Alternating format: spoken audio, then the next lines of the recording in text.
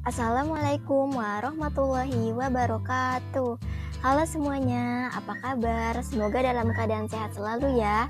Sebelumnya, perkenalkan, aku Natkia Arganingrum dari mahasiswa Prodi Pendidikan Masyarakat Universitas Negeri Jakarta. Di sini, aku akan menjelaskan sedikit tentang desain dan pengorganisasian muatan media pembelajaran. Yuk kita belajar bareng.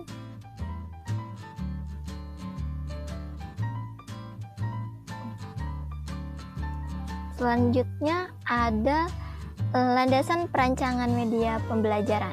Nah, di sini landasan perancangan media pembelajaran ini mencakup pemahaman yang mendalam tentang prinsip-prinsip desain instruksional, teori-teori belajar, dan kebutuhan belajar dari peserta didik. Nah, dalam landasan ini, perancang media pembelajaran harus mempertimbangkan berbagai faktor seperti tujuan pembelajaran, karakteristik peserta didik, konteks pembelajaran, dan teknologi yang tersedia. Dengan memahami landasan perancangan ini, perancangan dapat menciptakan media pembelajaran yang efektif, menarik, dan relevan untuk mencapai tujuan pembelajaran yang diinginkan. Yang ada di sini, landasan perancangan media instruksional membentuk fondasi utama dalam pembangunan pendidikan yang efektif dan berkelanjutan. Sini ada langkah-langkah perancangan media pendidikan, yaitu identifikasi kebutuhan dan karakteristik siswa, perumusan tujuan, perumusan butir-butir materi, keempat, perumusan alat pengukur keberhasilan, kelima ada GBPM, dan keenam penulisan naskah media, tes atau uji coba, revisi dan naskah produksi. Nanti akan kita bahas di slide-slide selanjutnya. Nah, selanjutnya ada kebutuhan dan tujuan pembelajaran. Proses analisis kebutuhan dan tujuan pembelajaran dalam pendidikan masyarakat merupakan proses dinamis dan berulang yang memerlukan kolaborasi, umpan balik, dan evaluasi berkelanjutan. Nah, bisa kita lihat di bawah ini ada tujuan pembelajaran model ABCD. Apa aja itu? Mari kita lihat, yaitu pertama, audiens. Nah, audiens merupakan tahap pertama dalam merancang tujuan pembelajaran, di mana kita mengidentifikasi siapa target atau audiens yang dari tujuan ini. Ini membantu dalam menyesuaikan konten dan pendekatan pembelajaran dengan kebutuhan dan karakteristik peserta didik. Selanjutnya apa itu? Kedua ada behavior atau perilaku. Pada tahap ini kita menentukan perilaku spesifik apa yang diharapkan dari peserta didik setelah mereka menyelesaikan pembelajaran. Nah, perilaku yang ditetapkan harus dapat diamati dan diukur secara objektif. Penggunaan kata kerja tindakan yang jelas dan spesifik sangat penting dalam merumuskan perilaku yang diharapkan. Selanjutnya, ketiga ada condition atau kondisi. Ini merupakan konteks atau kondisi di mana perilaku tersebut akan terjadi. Ini mencakup faktor-faktor seperti lingkungan pembelajaran, sumber daya yang tersedia, atau instruksi yang diberikan. Kondisi ini memberikan kerangka kerja yang diperlukan untuk memahami konteks di mana perilaku tersebut diharapkan terjadi. Dan yang keempat ada degree atau tingkat, yaitu tahap terakhir dalam model ABCD adalah menentukan tingkat keberhasilan atau pencapaian yang diinginkan dari perilaku yang diterapkan. Ini membentuk dalam menentukan seberapa baik sih peserta didik harus melaksanakan kegiatan itu. Selanjutnya ada strategi pengorganisasian konten pembelajaran. Apa aja itu? Itu ada 5, yaitu pertama, dengan merujuk pada taksonomi tujuan pembelajaran, kita dapat mengidentifikasi tujuan-tujuan yang ingin dicapai dalam proses pembelajaran, seperti pemahaman, penerapan, atau evaluasi. Selanjutnya yang kedua ada strategi mengurutkan konten pembelajaran. Nah, Kemudian, dengan menggunakan strategi pengurutan konten ini, kita dapat menyusun materi pembelajaran secara logis dan terstruktur, memastikan bahwa konsep-konsep yang lebih dasar dipelajari sebelum yang lebih kompleks. Selanjutnya ada teknik chunking. Nah, teknik ini berguna dalam pengorganisasian konten, di mana informasi yang luas dipisahkan menjadi bagian-bagian yang lebih kecil dan mudah dicerna oleh peserta didik. Selanjutnya, keempat, integrasi multimedia. Nah, dengan mengintegrasikan multimedia seperti teks, gambar, audio, dan video, kita dapat memperkaya pengalaman pembelajaran dan memfasilitasi pemahaman yang lebih baik. Dan terakhir ada pembelajaran adaptif dan terpersonalisasi. Selanjutnya, dengan menerapkan pembelajaran adaptif dan terpersonalisasi ini, konten pembelajaran dapat disesuaikan dengan kebutuhan, preferensi, dan tingkat pemahaman individu peserta didik, memastikan bahwa setiap peserta didik mendapatkan pengalaman pembelajaran yang optimal dan relevan bagi mereka. Dengan menerapkan strategi-strategi ini, kita secara efektif dapat mengoptimalkan proses pembelajaran dan meningkatkan pemahaman. Baik, selanjutnya mengembangkan media pembelajaran yang menarik dan inklusif. Di sini ada 5. Yang pertama itu media pembelajaran berbasis UDL. Dalam mengembangkan media pembelajaran yang menarik dan inklusif ini, kita dapat mengintegrasikan berbagai pendekatan yang telah terbukti efektif.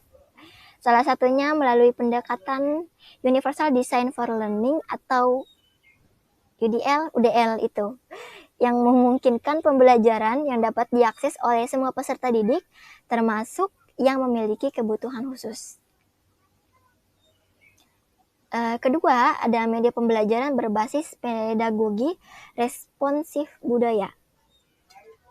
Selain itu, dengan memanfaatkan pendekatan pedagogi responsif budaya, kita dapat memastikan bahwa media pembelajaran memperhatikan keanekaragaman budaya dan latar belakang peserta didik, sehingga menciptakan lingkungan pembelajaran yang inklusif dan mempertimbangkan kebutuhan sosial dan emosional mereka.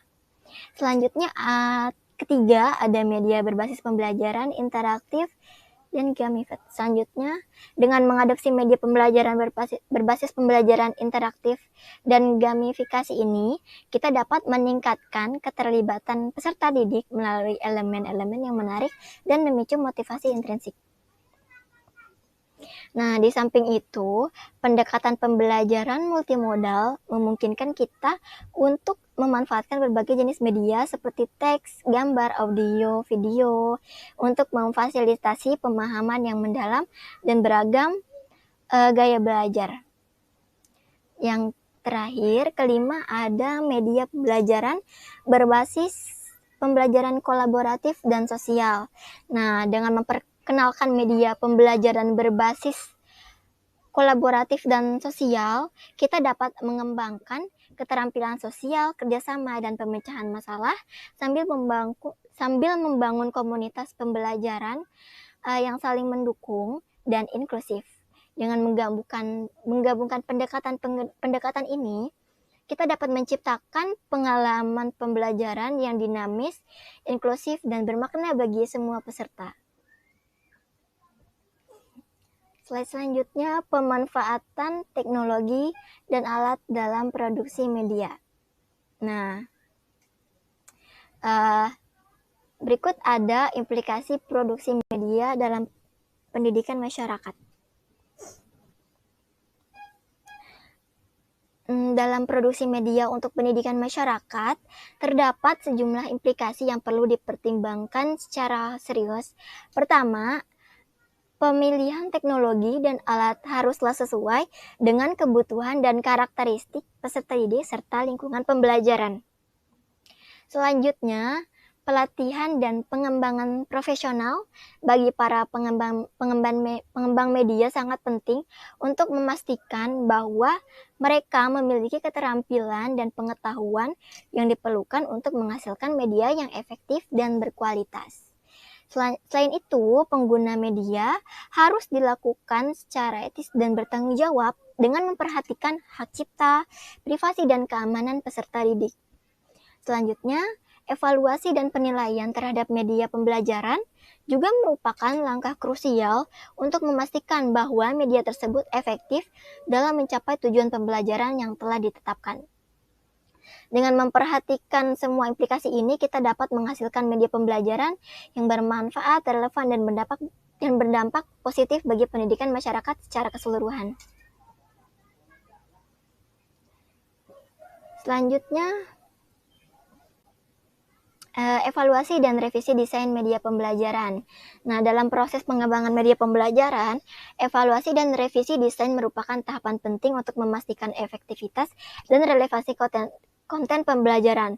Pertama, kita harus menetapkan kriteria dan indikator evaluasi yang jelas yang mencakup aspek-aspek seperti pemahaman materi, keterlibatan peserta didik, dan kemudahan penggunaan media. Selanjutnya, pengumpulan data dan umpan balik dari peserta didik dan instruktur dilakukan untuk mengevaluasi sejauh mana media tersebut memenuhi kriteria yang telah ditetapkan.